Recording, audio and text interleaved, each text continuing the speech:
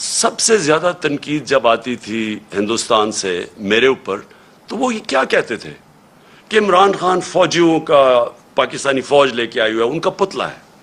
سب سے زیادہ یہ کرتے تھے اور مسلسل ان کو تکلیف تھی کہ جی یہ فوج اور گورنمنٹ ایک ہی پیج پہ چل رہی ہے.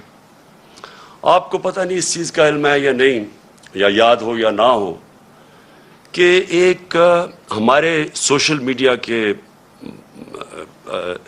جنونی نوجوانوں نے ایک چیز ایک بے نقاب کیا جس کو کہتے تھے یورپین یونین کی ڈس انفارمیشن لیب.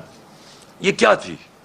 اس میں تقریباً 800 فیک سائٹس تھی اور یہ فیک سائٹس کیا کر رہی تھی؟ یہ مسلسل پاکستان کے خلاف پروپیگنڈا کر رہی تھی، جس میں کئی پاکستان کے صحافی بھی شامل تھے، کئی وہ لوگ شامل تھے جو آج